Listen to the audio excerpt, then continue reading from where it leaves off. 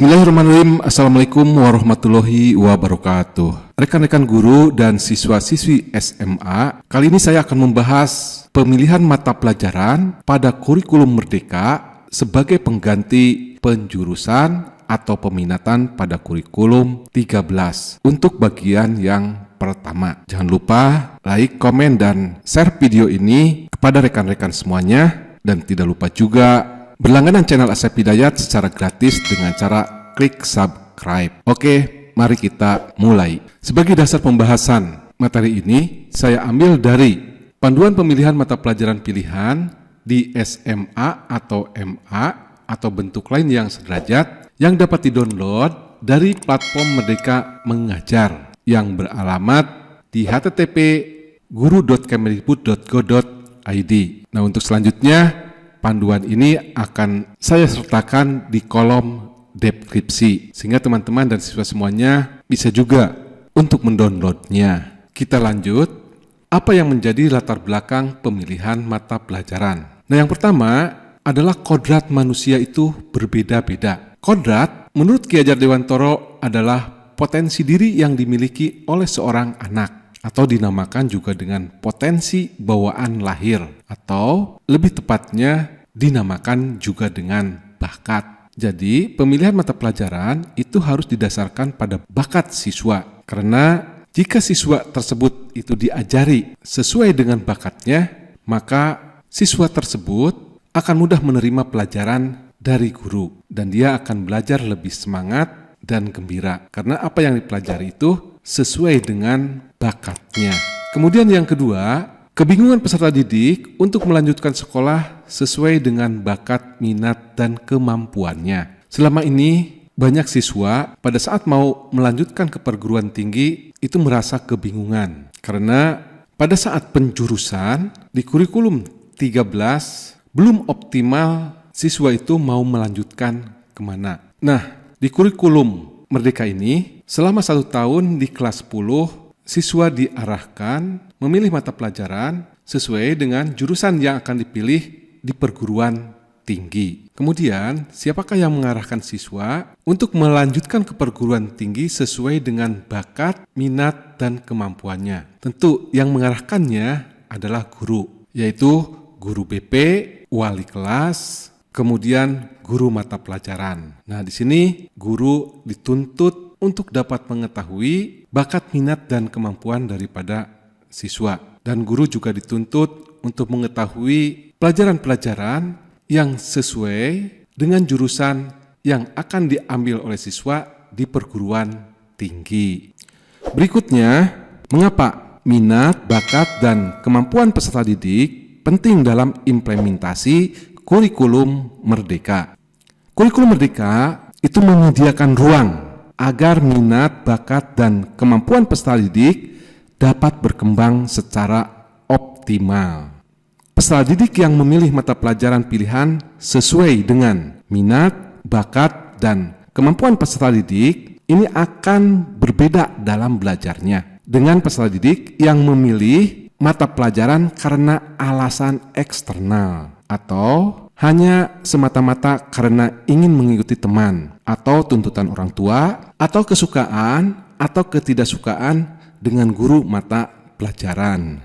Peserta didik yang betul-betul memilih mata pelajaran sesuai dengan minat, bakat, dan kemampuan akan lebih mantap dalam belajar dan merencanakan karir karena mereka secara utuh mengenal dirinya melalui eksplorasi karir yang mendalam. Nah, eksplorasi diri peserta didik ini dilakukan oleh siswa, guru BP, wali kelas, dan guru mata pelajaran. Nah, siswa yang sudah mengenal minat, bakat, dan kemampuannya itu akan lebih mantap dalam belajar dan merencanakan karir di masa depannya. Itulah mengapa minat, bakat, dan kemampuan peserta didik ini penting dalam implementasi kurikulum Merdeka. Selanjutnya, nah di sini peserta didik perlu memilih mata pelajaran yang sesuai dengan rencana dan profesi yang diminati di masa depan. Misalnya, peserta didik yang ingin menjadi dokter ini dapat memilih mata pelajaran yang berkaitan dengan kedokteran serta memadukannya dengan mata pelajaran dari rumpun lain yang sesuai dengan minatnya. Sebagai contoh, jika peserta didik atau siswa ingin menjadi dokter, mata pelajaran yang berkaitannya adalah pelajaran biologi. Kemudian mata pelajaran pendukungnya misalkan kimia, karena kimia ini mendukung kedokteran di bidang farmasinya. Kemudian misalkan pelajaran informatika atau TIK.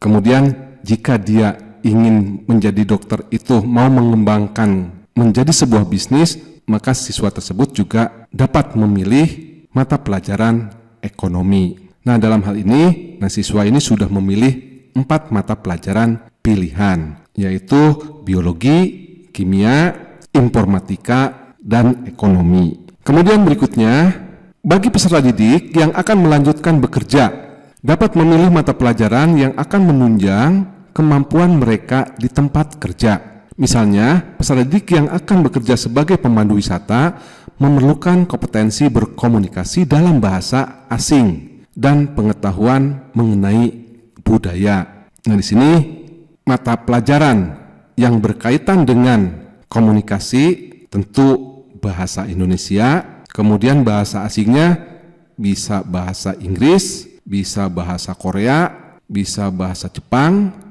Kemudian untuk pengetahuan budayanya bisa mengambil mata pelajaran sosiologi dan antropologi. Jadi di sini siswa mengambil misalkan 5 mata pelajaran, yaitu bahasa Indonesia lanjutan, kemudian bahasa Inggris lanjutan, kemudian misalkan bahasa Jepang atau bahasa Korea atau bahasa Arab ya, kemudian sosiologi dan antropologi. Kemudian berikutnya, bagi peserta yang akan melanjutkan berwirausaha dapat memilih mata pelajaran pilihan. Bagi peserta yang akan melanjutkan berwirausaha dapat memilih mata pelajaran pilihan ekonomi. Kemudian pendukungnya pendidikan prakarya dan kewirausahaan atau PKWU, ditambah mata pelajaran lainnya untuk mendukung keahlian jenis usaha yang akan direncanakan. Jadi kalau misalkan ingin berwirausaha dalam bidang agronomi, berarti siswa tersebut harus mengambil misalkan pelajaran biologi. Jadi siswa itu sudah mengambil pelajaran ekonomi, kemudian PKWU, kemudian biologi, kemudian satu lagi misalkan untuk mengembangkan usahanya bisa juga berjualan secara online ya. Maka siswa tersebut juga itu misalkan mengambil mata pelajaran informatika. Nah, itu cara mata pelajaran pilihan dapat mendukung pilihan setelah lulus SMA. Jadi sekarang itu tidak ada lagi penjurusan atau tidak ada lagi peminatan. Yang ada adalah pemilihan mata pelajaran disesuaikan dengan rencana dan profesi yang diminatinya di masa depan. Kemudian selanjutnya, dukungan apa yang dibutuhkan peserta didik? Nah, seperti sudah dijelaskan sebelumnya, dasar dalam pemilihan mata pelajaran pilihan dalam kurikulum Merdeka adalah minat, bakat, dan kemampuan peserta didik. Ini sangat penting bagi peserta didik untuk memahami minat dan bakat, serta menyadari kemampuan mereka dalam bidang yang diminati. Namun kenyataannya peserta didik di usia remaja itu masih bingung mengenali dirinya.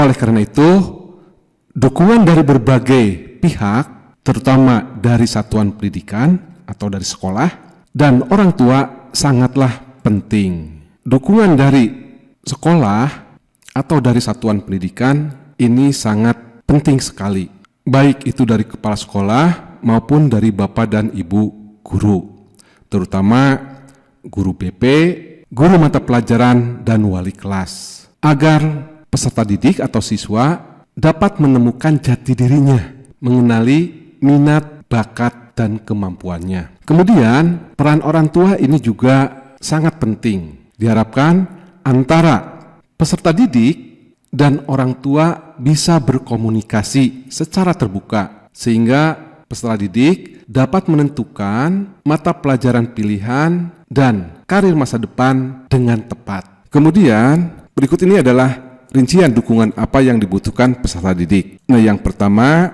dukungan dari satuan pendidikan. A. Sosialisasi terkait pemilihan mata pelajaran pilihan. Sosialisasi pemilihan mata pelajaran pilihan ini dilakukan pada semester pertama dan kedua kelas 10. Dan sosialisasi ini dilakukan oleh Bapak dan Ibu guru, terutama guru BP, wali kelas, dan guru mata pelajaran. B. Eksplorasi minat, bakat, dan kemampuan peserta didik. Eksplorasi minat, bakat, dan kemampuan peserta didik ini juga dilakukan di kelas 10 pada semester 1 dan semester 2. Dan eksplorasi ini dilakukan oleh Bapak dan Ibu guru, terutama guru BP, wali kelas, dan guru mata pelajaran. Untuk mengeksplorasi minat, bakat, dan kemampuan peserta didik, ini dapat menggunakan instrumen. Di dalam instrumen itu berisi pertanyaan-pertanyaan tentang yang disukai oleh siswa. Ingat, yang disukai siswa. Kemudian hasilnya dianalisis, kemudian hasil analisanya itu dapat menggambarkan minat, bakat, dan kemampuan dari siswa. Untuk contoh instrumennya ada di bagian lampiran buku panduan pemilihan mata pelajaran. Tentu instrumen itu bukan satu-satunya, mungkin masih banyak instrumen-instrumen lain yang lebih up to date untuk mengeksplorasi minat, bakat, dan kemampuan siswa. C. Informasi tentang rencana alternatif setelah SMA. Di sini Bapak dan Ibu guru harus benar-benar tahu karir yang diinginkan setelah lulus SMA. Ada 3 alternatif karir setelah lulus SMA. Yang pertama, apakah siswa tersebut itu akan melanjutkan ke perguruan tinggi? Kemudian yang kedua, apakah siswa tersebut akan bekerja misalkan di perusahaan? Kemudian yang ketiga, apakah siswa tersebut itu akan berwirausaha? Sehingga setelah mengetahui karir yang diinginkan setelah lulus SMA, Bapak dan Ibu guru, ini hubungannya dengan yang D tidak salah dalam pendampingan dalam pemilihan mata pelajaran pilihan. Kemudian yang E, dukungan kebijakan yang memberikan keleluasaan dalam pengembangan minat, bakat, dan kemampuannya. Tentu kebijakan ini dikeluarkan oleh Bapak Kepala Sekolah sebagai hasil musyawarah dari Dewan Guru. Sebagai contoh, misalkan siswa yang berminat di bidang seni musik, tentu di situ harus ada guru seni musiknya. Kemudian sarana dan prasarana pendukungnya juga mumpuni, sehingga peserta didik dapat leluasa mengembangkan minat, bakat, dan kemampuannya. Kemudian contoh yang kedua, misalkan siswa minat dalam bidang informatika, tentu guru informatikanya itu harus ada dan sarana prasarana pendukungnya yaitu lab komputer beserta jaringan internetnya itu juga harus ada. Kemudian contoh yang ketiga, karir yang berhubungan dengan mata pelajaran pendukung seperti fisika, kimia, biologi, gurunya harus ada dan laboratorium juga itu harus lengkap. Nah, hal seperti itu perlu dukungan kebijakan dari Bapak Kepala Sekolah dan Dewan Guru. Kemudian yang kedua, yaitu dukungan dari orang tua. Dukungan dari orang tua diharapkan dapat membantu proses pemilihan mata pelajaran pilihan dan rencana karir peserta didik setelah selesai SMA. Proses ini dilakukan melalui komunikasi secara terbuka sebagai upaya untuk mendorong kepercayaan diri peserta didik dalam mengungkapkan harapan-harapannya dan dapat membantu proses eksplorasi minat, bakat, dan kemampuannya. Sebagai catatan, para orang tua jangan memaksakan kehendak orang tuanya kepada siswa. Jadi semuanya ini harus dibicarakan antara orang tua siswa, guru, supaya dalam pemilihan mata pelajaran ini sesuai dengan bakat, minat, dan kemampuan siswa. Juga sesuai dengan karir yang diinginkan oleh siswa setelah keluar SMA.